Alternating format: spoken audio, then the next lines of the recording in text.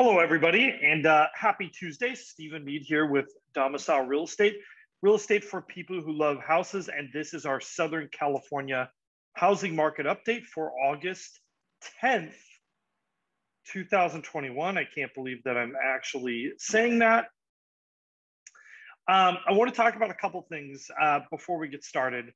I think this really has been a market that sort of has defied predictions. And I think it's because this is a market that is sort of behaving with a different set of inputs, really, than we've seen before in real estate, at least in Southern California real estate. I think, this is a market, and I've said this a couple times before, especially on a first-time home buyer or entry-level market update, that this is a market that is very reactive to interest rates. And I think what we saw was kind of a general kind of slowdown, right?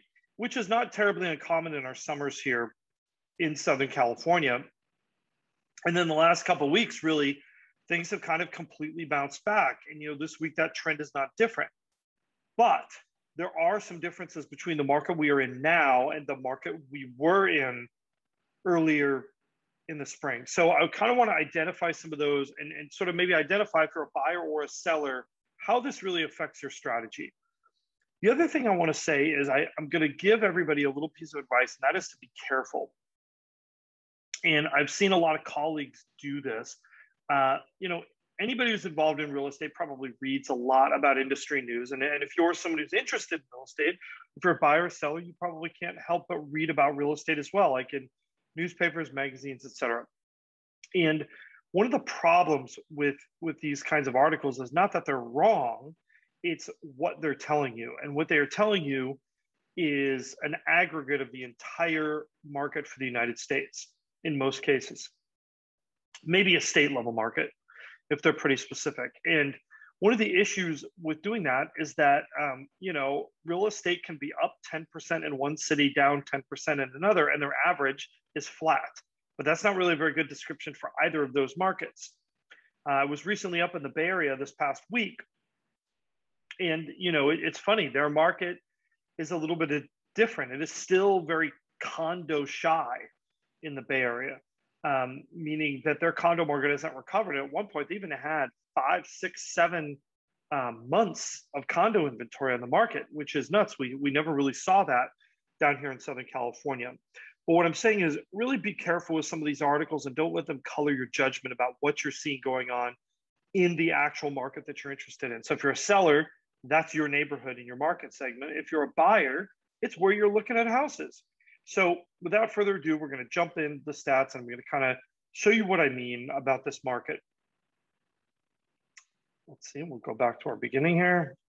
Okay, first thing is I firmly believe we're kind of at a new normal on inventory. And that new normal is really great news if you are a buyer. You see, we kind of just sat around here, slow fits and starts. And then, boy, just in a couple week period, we got to this new level of inventory and it's holding. We see a similar effect down here in our $1 to $2 million price range. Remember, our blue is under 1 million and our red is $1 to $2 million. We saw something kind of similar down here, not nearly as pronounced. If you're a seller, this has a lot of practical implications for you. And that is, we are still in a very hot market, which I'm going to show you, but we're not in a anything sells market, as evidenced by the fact that inventory has gone up. Customers have choice. Buyers have choice. And you want them to choose your house. You can no longer just pop a sign in the ground and be like, somebody will buy it. So our last 14 days of new listings, right? This is kind of our supply in the market. We saw kind of this spike in both of our price categories, and then both of them eased back. And it really makes me wonder if there was kind of some pent up, maybe listings that were being withheld from the market. Then those listings came on the market, because one of the things you look at is if you look at this trough here, and then you look at the size of this increase, those are almost exactly the inverse of one another. And if you were to chop this off here and put it here, it would just about fit a straight line. We see we're down a little bit on new listings. You can even do that same exercise here. Maybe there was a little bit more that came up in our $1 to $2 million price range. But the reality is, I think if we were expecting this groundswell of listings that was coming, and that's what it looked like was happening, that really hasn't materialized maybe the way I think a lot of people were expecting when we saw this big jump. Now, if we're looking at the demand side of things, I think really that's the part that really drives this market.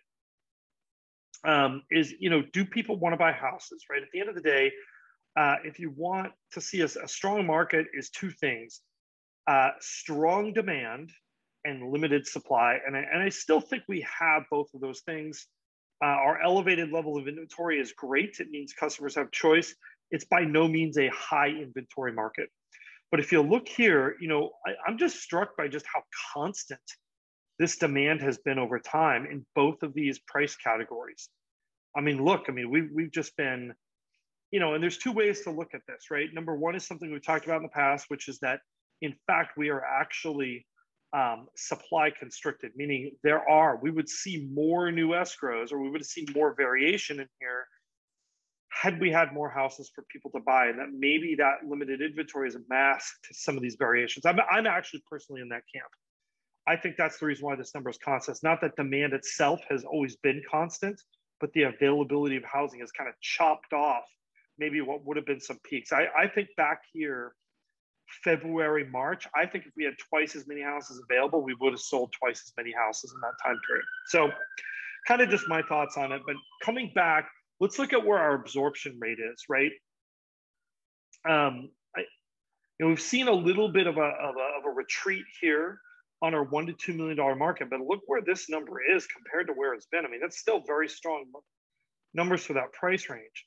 I think this under 1 million mark tells kind of a more interesting story. So even though this is a busy market and we are back in a busy market, it's not the same as it was before, because look at where we were back here and look at this trend line. Yes, technically, if we're going by absolutes, still a very busy market, but we have a lot more inventory in this market that's sitting there. I think that buyers have more choice and they know it.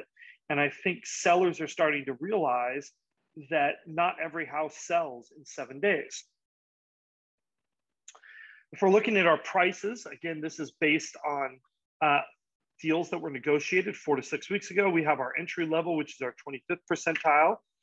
You saw some strong growth in the spring. Now it's kind of more leveled off. Same story here with our median, and really a similar story here as well, even more pronounced in our 75th percentile, or our top quarter or top quartile, as it were. Now, this is the graph that I think really does explain a little bit about what's going on and why this market is a little bit different than it's been in the past. This is measuring how many of the homes that come on the market are still on the market. So of all the ones that came on the market in the last 14 days, how many are still active? And well, guess what? It turns out these numbers have been growing over time. I think there's a pretty obvious trend here that things bottomed out and then started going up. And that's the reason why we're seeing that inventory build a little bit. I think what it's saying is people still very much want to buy houses, but they are being a little bit more particular about the houses that they buy. Now, if we look at our list to close ratio, this is another kind of little bit of a sign here. Look at what happened in the spring. We went from, right around 100% to, we just shot up. It kind of leveled off, and look where it's going. And I think I predicted this a few weeks ago. I said, we're going to see this number start to drop back down again. And, when you look at this close to list ratio, what this is really measuring is it's measuring the difference in how buyers and sellers feel about the market. It's actually measuring a couple of things, but that's probably the biggest thing, right? That's the biggest effect that you see here is when sellers underestimate how much their house is worth and buyers are more and more frantic, you see that close to list price ratio start to go over 100%, start to go way up, right? Because that means sellers think they're here and buyers feel like they have to be here to get it. So there's this fundamental disconnect between, the perception of the market of buyers and sellers. And now that we're seeing that numbers start to drop, and I'm going to pull this back up here, you can see this starting to drop too for our 1 to 2 million category. It's a little harder to see that trend, but I think you're going to start seeing both of these are going to head down to kind of more this 100 to 101% level. I think that's where we're going to settle, sort of our brisk market. I also think you have a situation where, sellers have finally caught up, right? They are pricing their homes higher, is what they are doing. And guess what? People aren't writing offers $100,000 over list price with these new higher prices. Now, days on market is kind of a fun little indicator, right? And what's important to understand with this days on market is you might think, well, if some of these houses are taking longer to sell, let's call them the bottom third of the houses that are on the market. Wouldn't you expect this number to go up? Not necessarily, at least not immediately. And the reason being is two effects. One, this is days on market for new contracts. So we are measuring the houses actually going into escrow. So that's one reason. The other reason for that is you might actually find that the most attractive homes, they are going into market even faster. So this is a days on market average, meaning the homes that are less desirable might be taking longer, and the homes that are even more desirable are taking less time. So if you see, we've just been hovering kind of in this 18 to 20 days zone here for our under 1 million.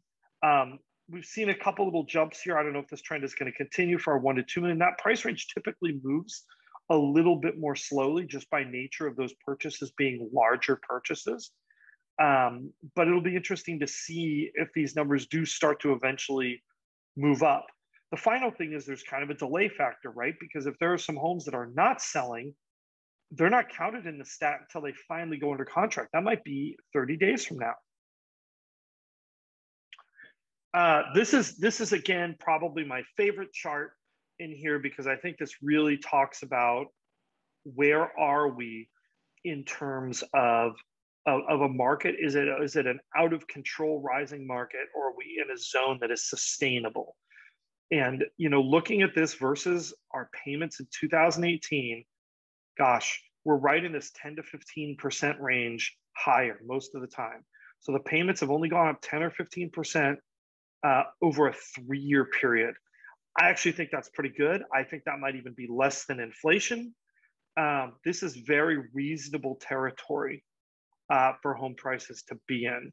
And we've seen kind of those prices increases sort of level off. I think now we're seeing a more inflationary level increases is what we're going to see going forward. That also gives us something else that I think if you're a buyer, that's going to give you a little bit of comfort. And that's that I mentioned our market is very reactive to interest rates. And you're probably thinking, well, if I'm a buyer, if I buy now, what happens if interest rates start to go up?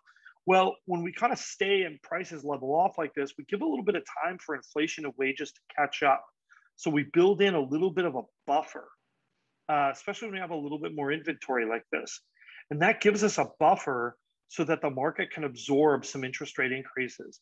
My guess is that this administration doesn't want to be known as the administration that crashed the housing market. So I think they're going to be very, very careful with raising those interest rates. I think that is going to happen, but I think it's going to happen at a slow speed. So the market has a chance to absorb some of these increases. And again, I want to show you down here, prevailing mortgage rates. Boy, look at where we are now. We have dropped even a little bit more. We're kind of resting right around, I think, if you look at this composite number, it's right around 2.8%. This really is a great place to be, I think, if you're a buyer. So I'm gonna kind of give a couple of tips and things for buyers and sellers before we close here. So if you're a buyer in this market and you were waiting for more inventory and a little bit of a reprieve of the craziness, now is your time. And if you're sitting on the fence, I'm afraid that I'm going to just have bad news for you later on in the year. I think either rates are going to start to move, and I'm going to tell you the payments are a little bit higher for the same house, or we might be going through another period where that inventory drops again, right? If you wait until next spring, you might see another inventory crisis like we had this year. I don't think that's fun for any buyers in the market. So if you're a buyer, I think getting your stuff in order and using this enhanced inventory as an opportunity to buy what you really want. I think that's very, very important. in any market, but especially one like this, buy something you like. If you're a seller, I've been saying this for months, but I think it's even more evident to me now. The party of sort of selling anything and putting a sign out front and getting 20 bids, I think that party is over. I think if you're a desire of a house, you will get multiple bids and you're priced right. I think you will still get huge activity, but it's important. You want to be in that top 50% of listings right now. So that means if before you thought it doesn't matter what agent I hire, guess what? It really matters right now. Marketing matters. How the house is presented matters. You want to be in that top 50%. You want to be in the better half of the listings on the market. Those are the ones getting all the attention. Anyhow, thank you guys so much for watching. Questions, comments, absolutely. We love them. Keep them coming. Don't forget to like, subscribe, hit that notification bell so you'll see all our videos. We're actually looking to add a couple new things this week. And also stay tuned.